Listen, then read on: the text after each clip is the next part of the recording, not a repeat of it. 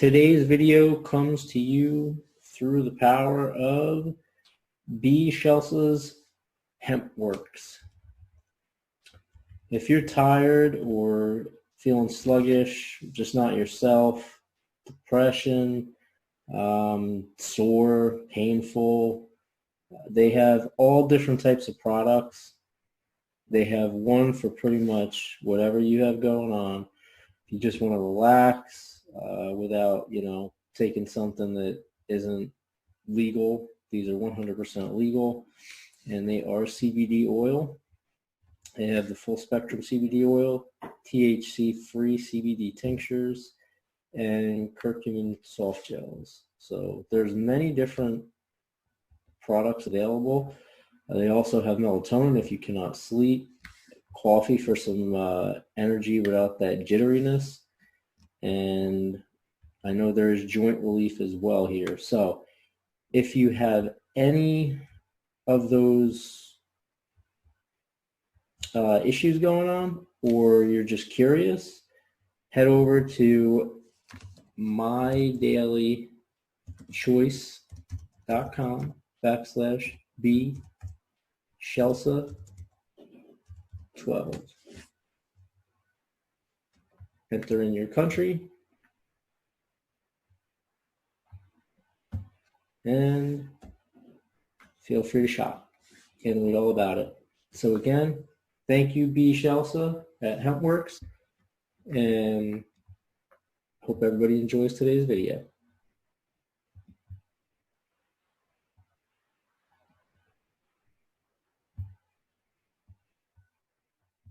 Quandary, home of blockchain and cryptocurrency news and updates. If you like today's episode, hit the tip button and subscribe for more. Welcome back to Crypto Quandary. After hearing from those sponsors, thank you to B. Shelsa over at hempworks.com.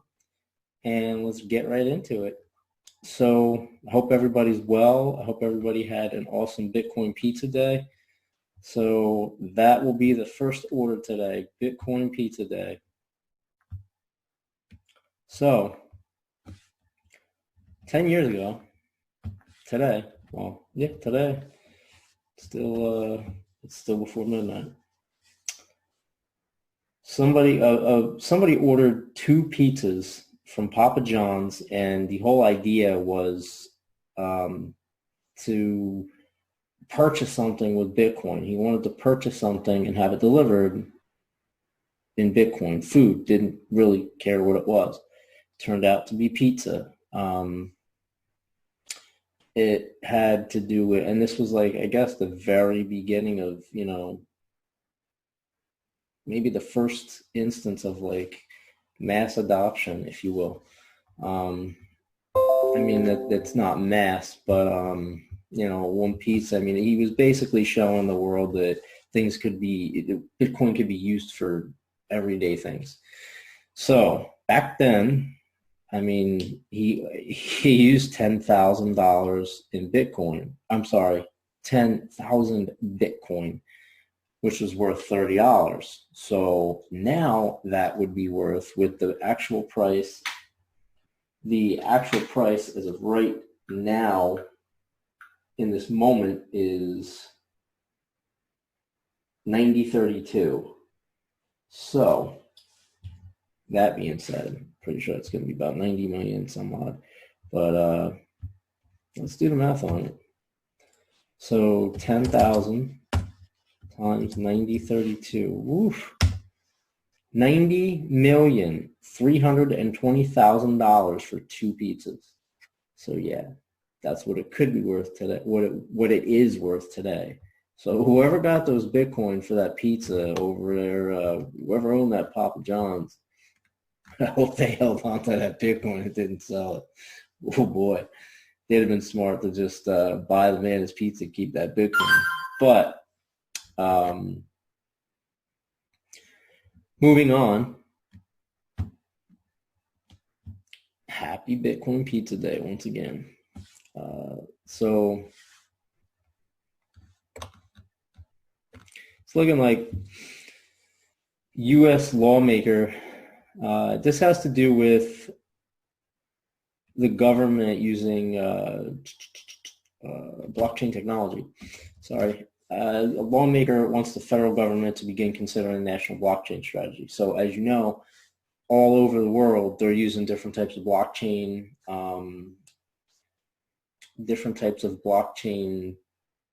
technology in different things. Even China, their digital yuan, they're trying to put out a digital piece of currency. And I mean, everybody followed this channel if you followed the channel for a while, you know, or different channels as well, you know that blockchain is, I mean, it's the future. It makes life a lot easier. When you can sit there and code something on, put a piece of code into something like a blockchain 2.0, which allows you to have smart contracts. And I'll do a separate video on that. But basically, in the code, it will say, if this happens, then that, then this should be the outcome. So if this would happen, this is more of a DeFi kind of thing, decentralized finance. If this happens, then award X amount of cryptocurrency, Bitcoin, whatever it may be, whatever that code is, to this wallet. And if that does happen, then that happens. So anyway, getting back to this, that's basically the whole reason is they see that in a nutshell, they're seeing that the world is revolving around blockchain technology, and they don't want to be the last ones. They're probably freaking out right now. So it says, again, we cannot let China beat us, he said in a press statement. China launched in April. China launched the blockchain service network, and now it's moving swiftly forward with the testing of its central bank digital currency, the digital yuan. Again, central bank digital currency. 99.9999% sure that is a centralized currency, hence central bank digital currency. And again, it's most likely not a cryptocurrency, but it is digital, so there won't be any no physical piece to it. It would basically be like us taking the dollar and making it digital, and basically like burning all the dollars and making them digital. So can they still print more? Yeah. Same thing, it's just digital. You can't hold it. It's not physical.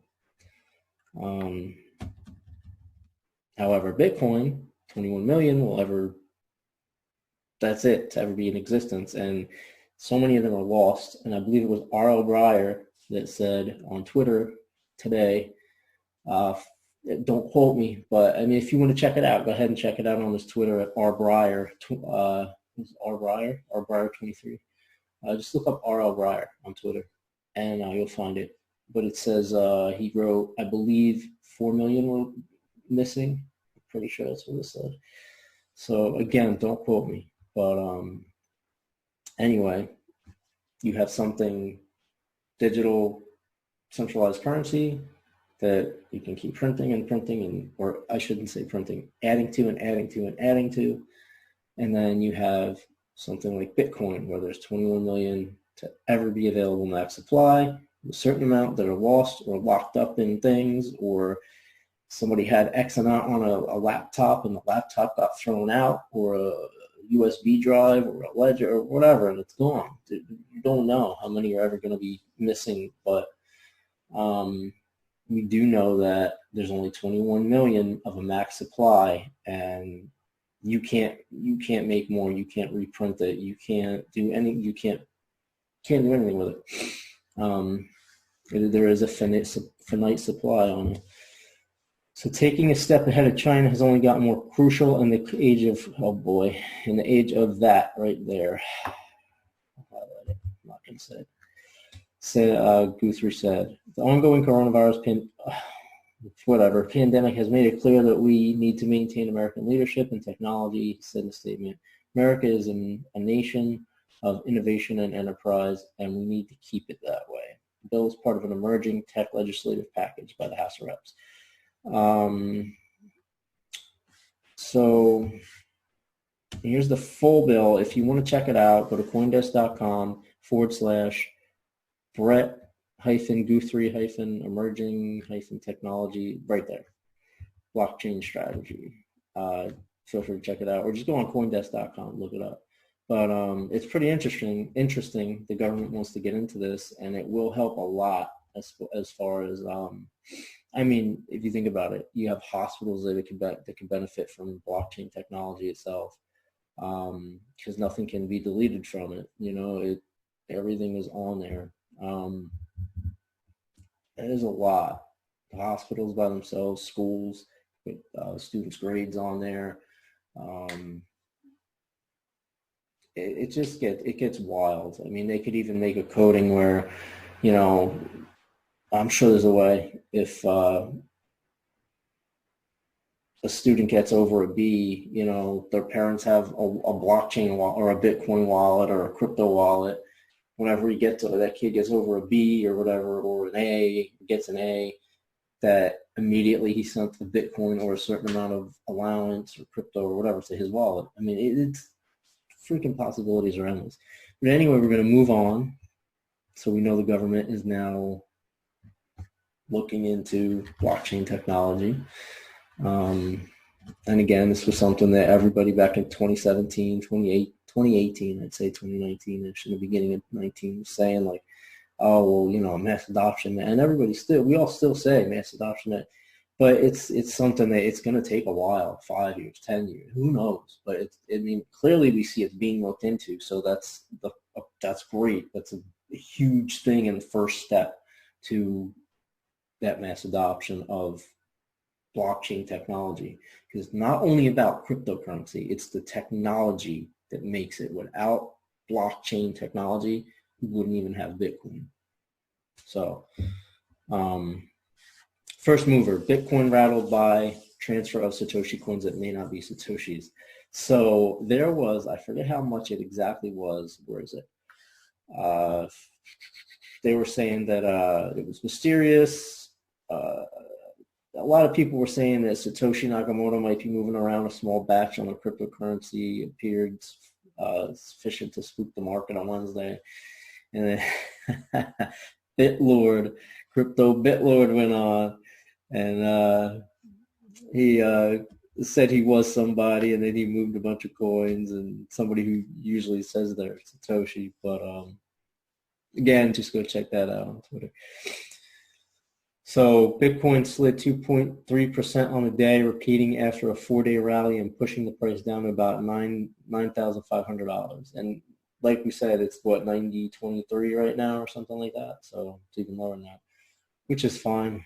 Long-term Bitcoin.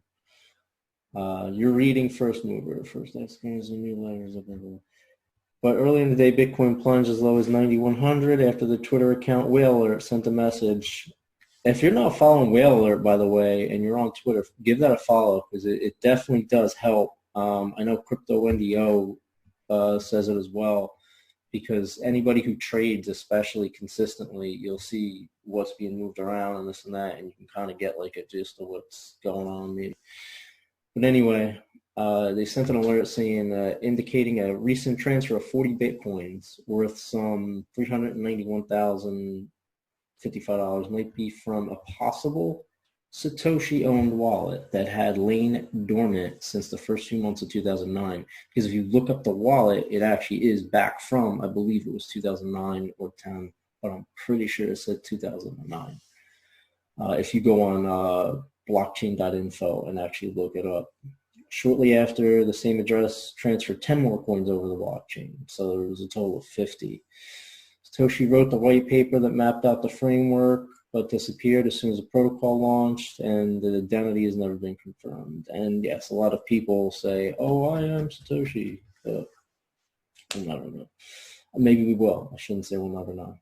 Probably, eventually, I'm sure we will, but who knows? But whether that's a good thing or a bad thing for whoever Satoshi is, it's kind of up to that person or group of people to announce that to the world. I wouldn't, if I ever found out, I'd in one ear out the other, The reason it matters to digital asset traders is that Satoshi, whoever he, she, or they may be, is assumed to have amassed a large amount of bitcoins from mining shortly after the protocol's launch in early 2009. So, yeah, back then they were right in the beginning. They were mining a lot of Bitcoin. It wasn't like it is today. It's a little harder, a little more difficult today.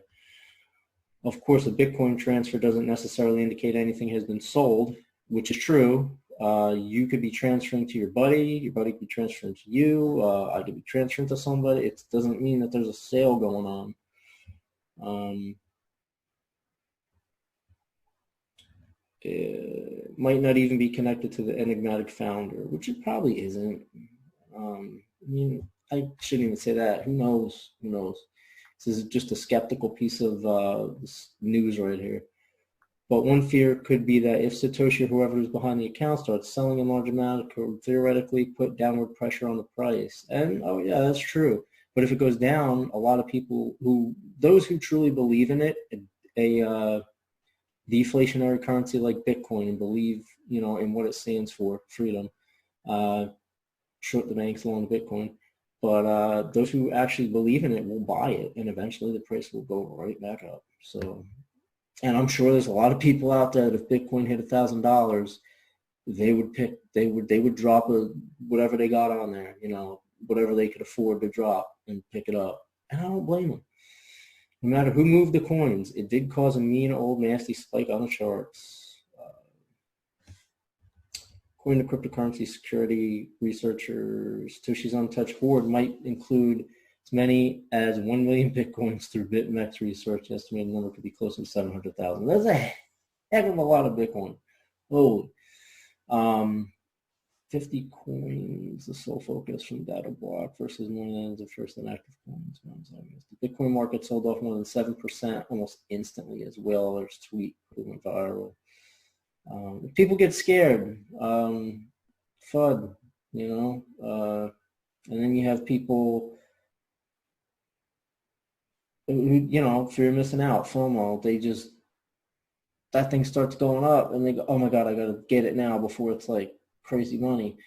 But you always want to buy when it's going down, If it drops $1,000 and you pick up and you have, let's say and again, this isn't investment advice, but if it drops $1,000 and you have $500, let's just say, to invest, you could either put $100 in there, $200, $300, the full $5. You could put $100 in and wait for it to drop more, see if it drops more. And that's taking a risk because it may go back up, depending. Gotta look at the charts. But the charts aren't everything. News as well plays into it too.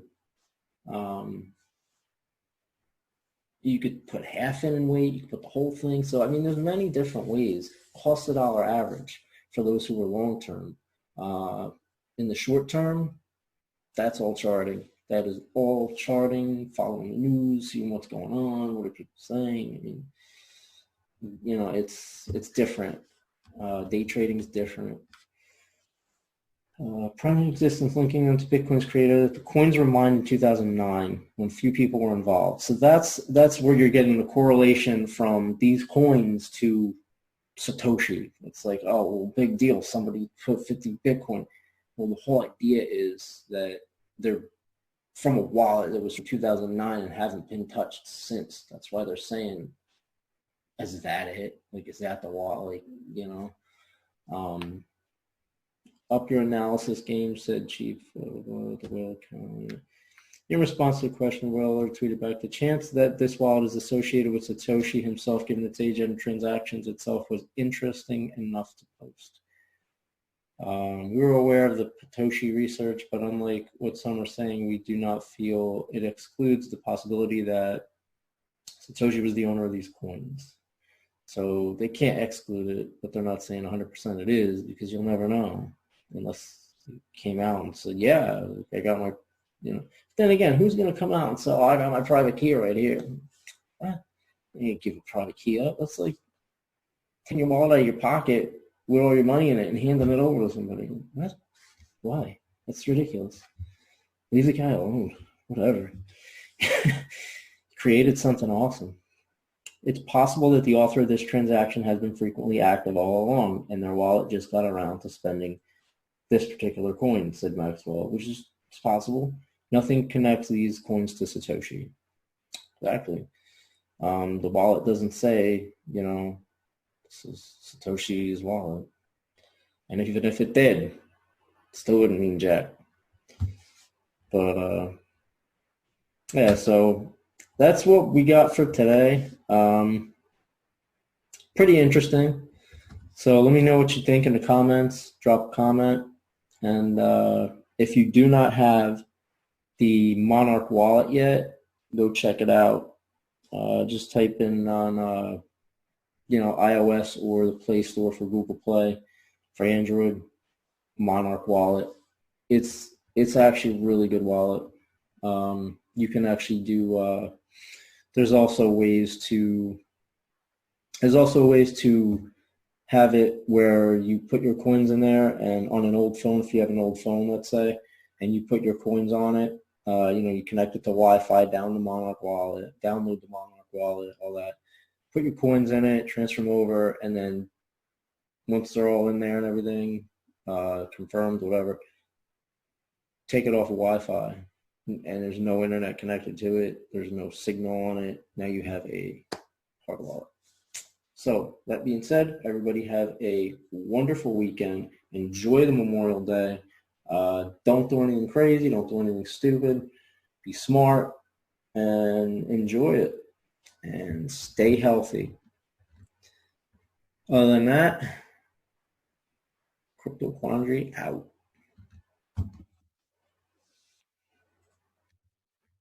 Today on Amazon.com, because grasping Bitcoin has never been easier.